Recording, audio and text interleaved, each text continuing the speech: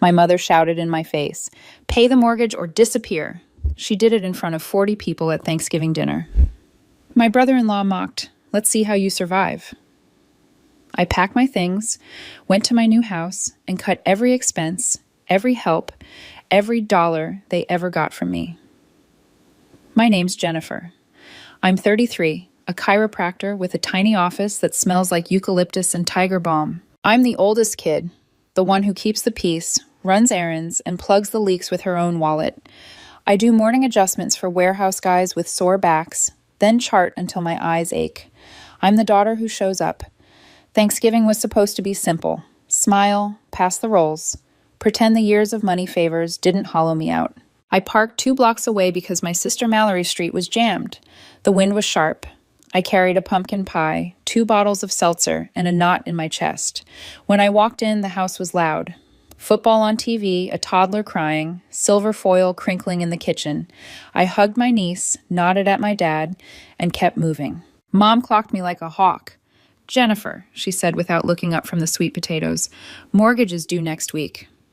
I blinked. "Hi, Mom. Happy Thanksgiving." She didn't laugh. "Don't be cute. Your sister's payment. You know she's behind since Ryan's contract ended." Ryan, the brother-in-law who consults, who always has a deal about to land, who drinks imported beer and says success is mindset. I set the pie down. We talked about it. I'm tapped this month. Silence snapped across the room. 40 people, cousins, neighbors, the pastor. Everyone paused like a show had started. Mom straightened up, face flushed. "Pay the mortgage or disappear." It came like a slap. Loud, clear, final. Ryan smirked from the couch, raised his bottle, and didn't even mute the game. "Let's see how you survive." Mallory wouldn't meet my eyes.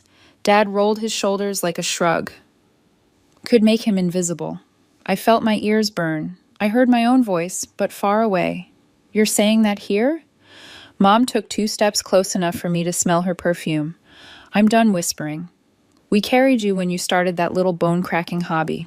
You pay the mortgage or you don't show your face." I laughed once. Short, ugly, bone-cracking hobby. Ryan clapped slowly. "Oh, she's mad." The room watched. I put my hands on the counter to stop the shaking. Somewhere a baby hiccuped. "Okay," I said. Quiet. Message received. I picked up my coat, the seltzer, the pie. I walked past the folding chairs, past a tray of green beans, past all the people who knew our family only from Christmas cards. I didn't slam the door. I didn't say anything brave. I got into my car, leaned my head on the steering wheel, and felt something cold and old snap inside me. It didn't start at Thanksgiving. It never does. I became the wallet 5 years ago. It happened slow. First, it was, "Can you float us the electric bill? We'll pay you back Friday." I paid. Friday never came. Then it was Mallory's car died, and Ryan's between jobs. A couple thousand. Then Mom's dental crown isn't covered. Then Dad's truck needs tires before winter. Then Grandma's prescriptions. Then your little cousin needs a deposit for school housing. I could go on. I did. I said yes, because it felt like love. I worked 2 clinics my first year. One inside a gym, one in a rented room in a strip mall. I brought my lunch. I learned CPT codes at 2 a.m. I said yes to every walk-in and every weekend wellness fair. I learned how to be charming when I was exhausted. I kept a spreadsheet called Family Loans with hopeful due dates that turned into dashes. Mom was the chief accountant of my life. She never asked how my business was. She asked, "How much can you do this month?" If I hesitated, she had the script. "We supported you when you were nothing, Jennifer. Family helps family. Don't be selfish. You know, your sister has kids." Dad kept quiet. He always keeps quiet. He's the king of, "I'm staying out of it unless someone needs a ride." Then he shows up and calls a balance. Ryan is a smooth talker. He never texts, "Hey, can we talk?" He sends links to investment opportunities, crypto, drop shipping, a bar in a town we don't live in. He says things like, "Your brand would elevate this," as if my license is a logo he can print on a napkin. He says cash is a tool while asking for mine. Mallory, she used to be my person. We were teammates as kids. Then she married Charisma. Then she had babies and exhaustion. And her voice got smaller. She started saying, "I hate asking, but and I started hating that she had to say it. I tried boundaries. I really did. I suggested a budget app. I offered to look at their numbers. I printed worksheets. Ryan laughed. "We don't need homework, Professor." Mom scolded me. "Don't be condescending. Not everyone is good with computers like you." Computers. I crack spines for a living. The worst part was the group chat. Family first. 23 members, photos of casseroles, memes about gratitude, and then always the ask. "Mom, we're short this month. Jennifer, just a small bump." Me, "How much?" Ryan, "Only 2K to catch up." Me, "I can't do 2K. Mom, "Wow." Aunt Denise, "Times are tough for everyone, sweetie." Ryan, "Guess healthcare pays less than I thought. I'd Venmo $600 just until Friday. Friday would turn into next Friday. Then payday got delayed, then silence, then no's, then a new bill. I kept paying because I was ashamed. Because the first year I rented my clinic space, Mom paid my first month's rent when I was $350 short and told that story like she saved my life. "We carried you," she would say, like I was a sack of flour. "We believed when no one believed." She reminds everyone of that $350 like it was gold bars, like it bought her a lifetime subscription to my checking account. The pressure wasn't just money, it was availability. If I didn't show up to lift a couch or fix a Wi-Fi router, I was too busy for family. If I skipped a Sunday dinner, I was acting better than us. If I took a weekend away, I was running from responsibility. When I bought a used Subaru last year, Mom's first text was, "So now you can spare more since your car is reliable." When I posted a photo of a new adjusting table, my dream table, Ryan commented, "Must be nice. Mortgage is due, though." My clinic grew slowly. The neon open sign started to mean something. A UPS driver sent his whole route. A preschool teacher brought me cookies after I fixed her shoulder. An older patient cried when she could turn her neck again. People hugged me. People paid. I stacked little wins until they looked like a life. Then April hit. Ryan borrowed $5,000 for a bridge while a contract closed. 1 month, he promised. "I'll even give you a return."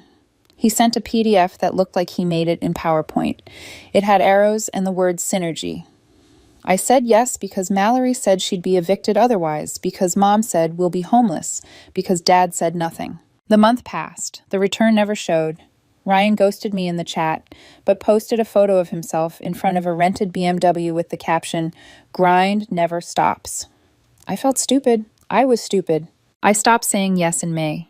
Tiny nose. I can't this week. My payroll is tight. Mom called me selfish. Ryan called me fragile. Aunt Denise asked if I was still doing that spine thing. Dad said, "Don't make waves. They plan Thanksgiving at Mallory's. Bring your famous mashed potatoes." Mom wrote, "And if you can, let's settle the mortgage for December early. You're the stable one." She added a thumbs up emoji like a receipt. I told myself I'd go, eat, leave, be polite, no confrontations. Then she said it. Pay the mortgage or disappear.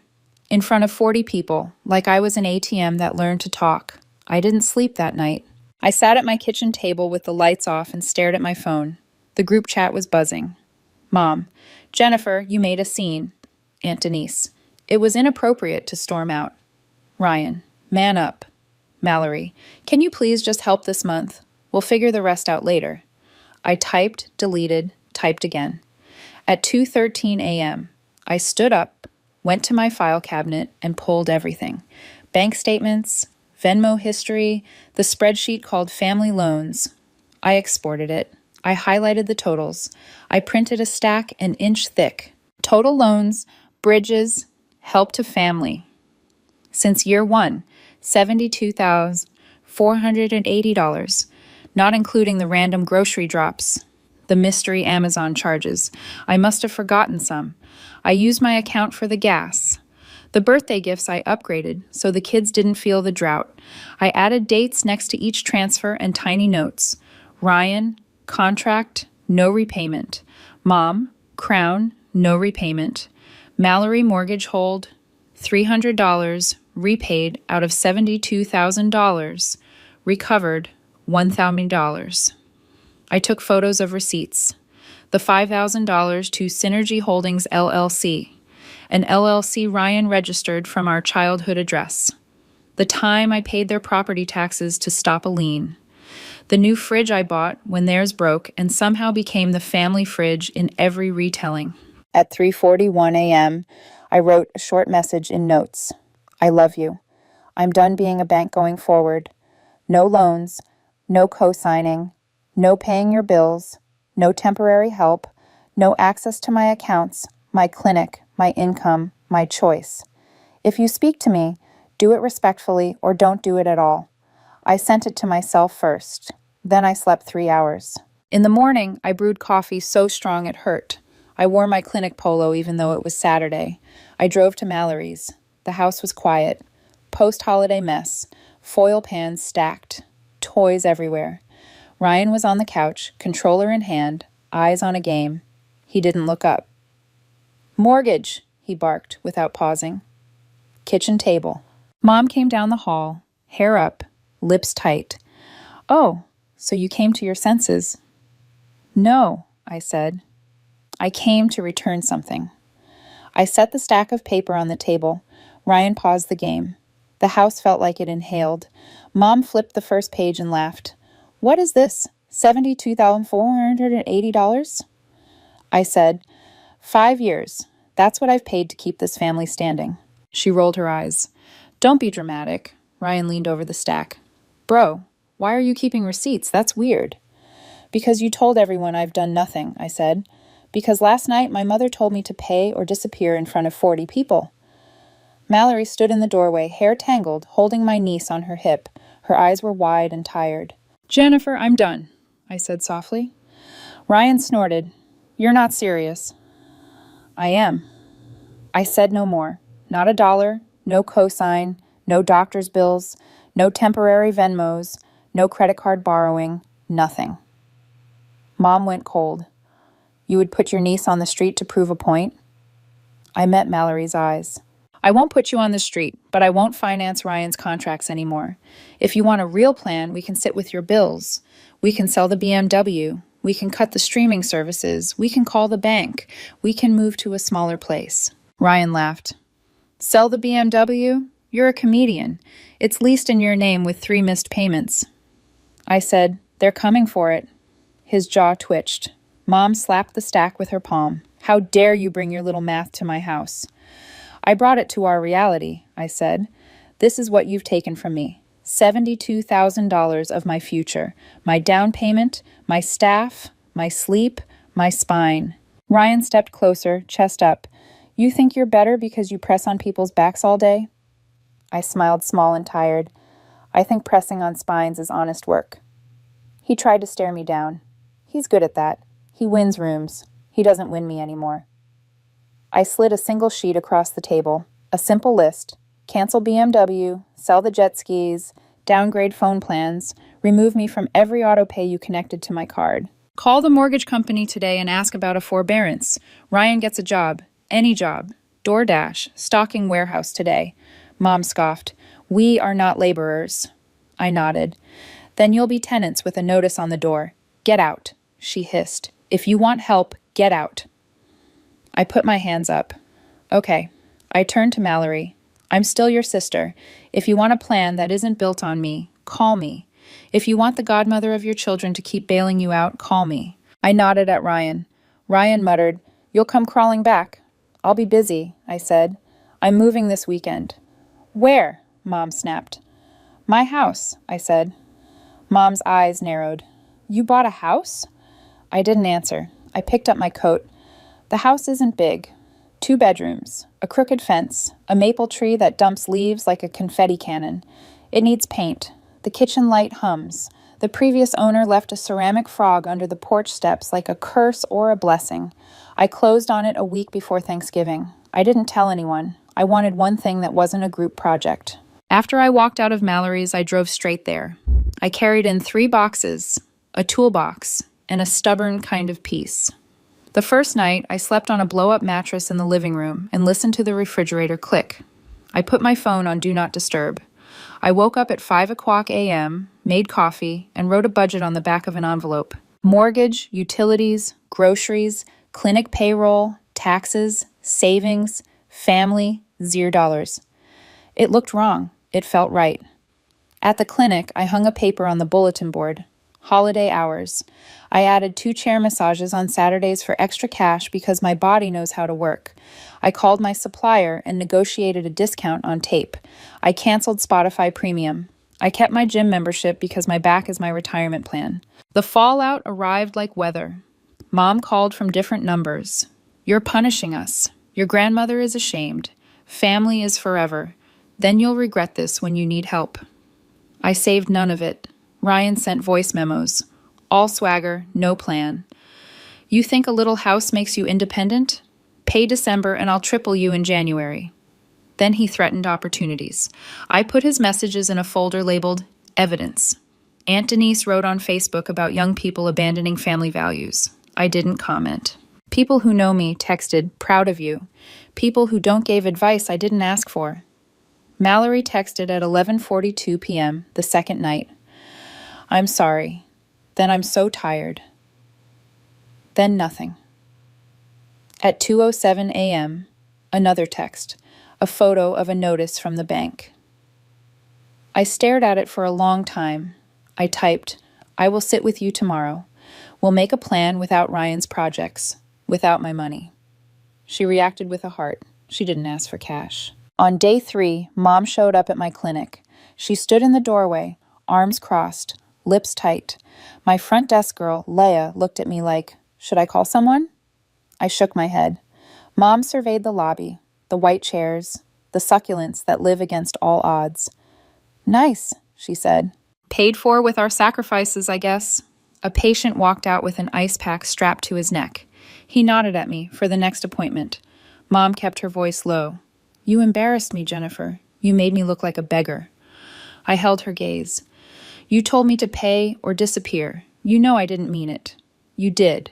I said it with my full chest so 40 people could hear, and that's okay. You set a boundary. I'm respecting it. She flinched at the word boundary, like it was an insult. People are talking, she said. Let them, I said. She blinked hard, like tears might ruin her argument. We raised you. You did, I said, and I'm done paying for it. She looked at the floor for a second. She was just a woman in a coat clutching a purse too tight. We can't lose the house, she whispered. Then you make cuts, I said. Sell the extra TV. Cancel the 2 gym memberships you don't use. Ryan gets a job. Call the mortgage company. Tell the truth. They have programs. She swallowed. He won't. Then he doesn't live there. I said, you choose. She looked up like I had slapped her. Don't talk about my son-in-law. I'm talking about your daughter, I said. The mother of your grandchildren. She's drowning while he posts quotes about Grindset. Mom's jaw worked. She pivoted to old material. We believed in you when you were a nobody. I was never a nobody. I said I was your daughter. She left. Not a slam. A small click. I went back to work. I ran my thumbs along paraspinals and asked about water intake. A guy cried on my table because his shoulder finally stopped hurting. He said, you saved me. I said, you did the home exercises. We both pretended we were talking about shoulders. That weekend, I unsubscribed from the family plan on 3 streaming services. I changed the password on my Amazon. I closed the joint Costco card Mom had opened with my social 10 years ago for convenience. I called the bank and removed my name from a backup on their checking. The banker said they wouldn't like this. I said they already don't. I deleted the Family First chat after muting it turned into doom scrolling. I built a new chat named Reality First. 3 people, me, Mallory, my cousin Jess, who actually shows up. The rules were in the title. We made a shared Google sheet. Yes, more spreadsheets with Mallory's bills. We sold what we could. Stroller number 2, the juicer they used twice, the extra dining chairs. Ryan didn't offer to help. He called it bad optics. On Tuesday, the BMW disappeared from their driveway. Ryan posted a story. Haters trying to keep me down. Watch me. He tagged a rap song. Mallory texted me. They took it. I typed, good. At my house, I did normal things that felt like rebellion. I installed a low-flow shower head. I ate eggs and salsa over the sink. I swept leaves off my porch and found the ceramic frog again, and laughed for the first time in a week. I FaceTimed a patient's kid to show him my toolbox because he wants to be a fixer doctor. I slept without my jaw clenching. 2 weeks in, Mom sent a single text. Mom, dinner Sunday, just us. I stared at it. My thumbs hovered. I typed back, me? Dinner works. Ground rule, no money talk, no insults. If it turns, I leave. She read it. Okay, Sunday. I brought roasted chicken because peace needs protein. Dad watched football. Muted. Mom put out placemats with pumpkins for 30 minutes. We talked about weather. At minute 31, Mom said, "It's just that your sister." I stood, placed my napkin on the plate, kissed her head, and said, "I love you. I'll see you next time." I left. I drove home with the radio low. The world didn't end. The clinic grew around the edges of this new calm.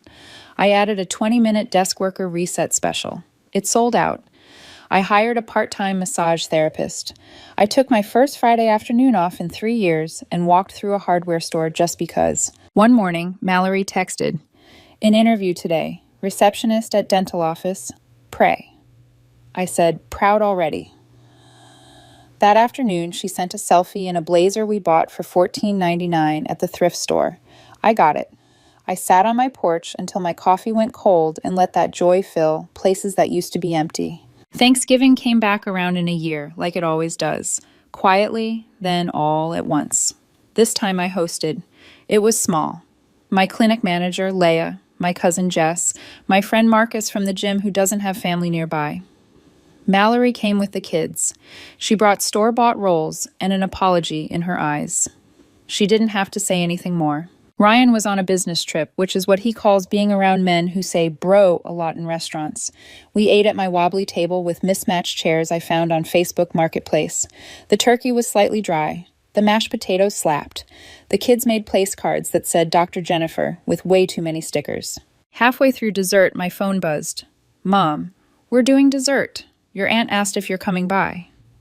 I stared at the screen. The old panic rose and faded like a wave.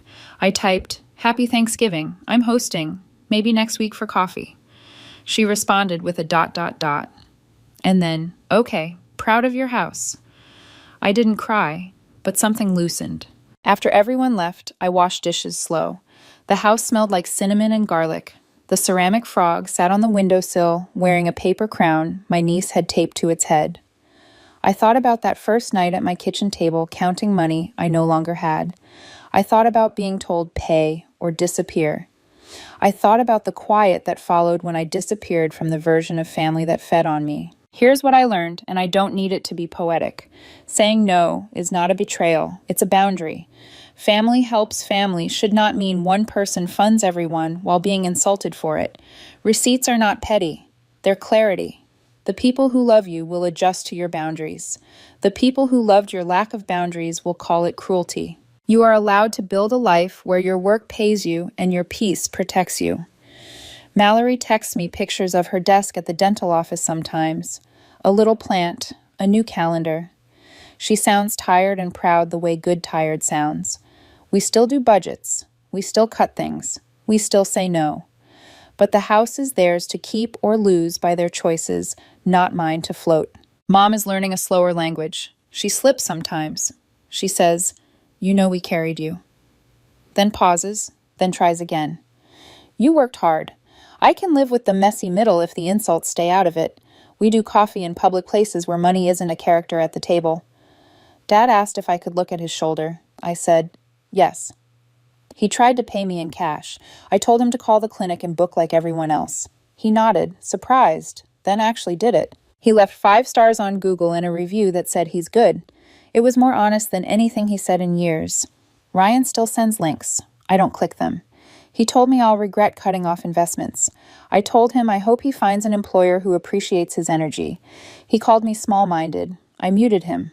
I sleep fine. When I lock my clinic at night, I stand for a second and smell the eucalyptus and the faint heat from the dryers. I think about every time someone stood up straighter on their way out. I think about the first $350 my mom lent me and how expensive it became to carry that story. I paid it back with interest, with years, with my backbone, no more. I'm Jennifer. I'm the oldest. I'm a chiropractor. I'm not a bank. I'm not a villain. I'm a woman who finally looked at her own life and decided it was worth paying for on purpose. If you're reading this and your family uses your love like a card they can swipe, here's the line that saved me. I love you. I won't fund you. Say it. Say it again. Say it quietly, and then walk away if they turn cruel. My mother once shouted in my face, "Pay the mortgage or disappear." I disappeared from being their wallet. I reappeared in my own life. And it turns out surviving wasn't the hard part. Living was. And now I do.